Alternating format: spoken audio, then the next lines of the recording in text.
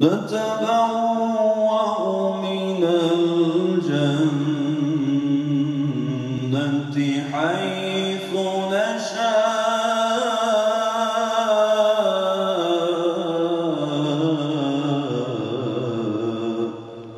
وترى الملائكة حافين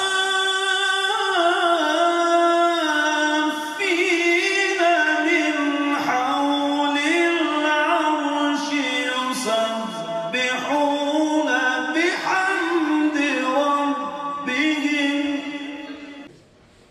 Kendisini Diyarbakır'da ağırlamaktan mutluluk duyuyoruz.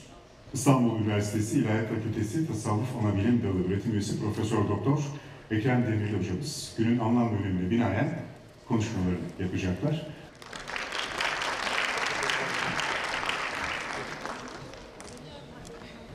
Bir de gelmiş olduk hakikaten. Hava da güzeldi yani. Bugün bayağı Diyarbakır gezdik. Çok güzel oldu. Dolayısıyla sizinle beraber olmak benim için çok keyifli, çok hoş. Onu söyleyerek başlayayım. Hayatınız var, bir meslek hayatınız var, toplum hayatınız var vesaire. Yani birçok hadise oluyor ve orada insanlar bir şey söylüyor. Yani bugün zaten İslam sonrasından hani öğreniyoruz ama yani her toplumda olduğu gibi Arapçada da tarih kelimesi bellidir. Yani manası bilinen bir şeydir. Peki biz de mesela o ilk Müslümanlar, sonraki Müslümanlar peygamberden öğrendiğimiz yani hadisleri ya da sünneti ya da peygamberin anlatısını tekrar mağaraya döndürüp mağarada mı talim etmeye başladık ya da ondan yeni bir mağara, daha mukaddes bir mağara mı inşa ettik yoksa dışarıda o ışığın altında, güneşin altından mı mağarayı tanımaya başladık? Neden? Çünkü ben öfkeyle hareket ettiğimde ve mesela ben dedim ki o öfkemin gereği yani gücüm varken o gücünü kullandığımda aslında ya hem kendime yenilmiş oluyorum ama daha fazlası bakın burayı asla unutmayalım çevremdeki baskıya yenilmiş oluyorum. Şimdi şöyle bir cümleye ihtiyacımız var. Cesaretinden sustu. Mesela yani çok cesurdu ve susabildi. Evrende kıdim olarak bulunan o aya iştirak etmektir gibi. Dolayısıyla üç aylarda biraz böyle düşünmek lazım. Allah'a emanet olun. Sizler.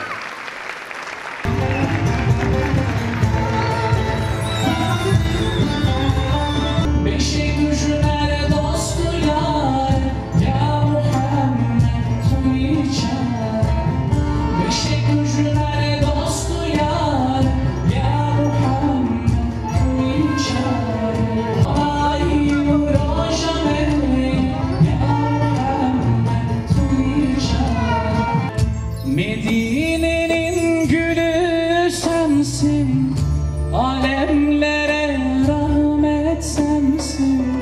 Sensiz bu garip neylesin, ciğerparem gülü yarem. Gülü yarem, gülü yarem, derde çarem gülü yarem.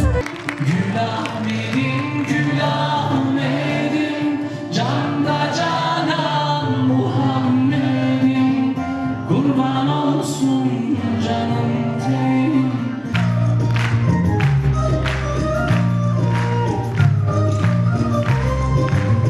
Sen kendi damlı gül bahçesine, senin güzelliğine doyurduk bizi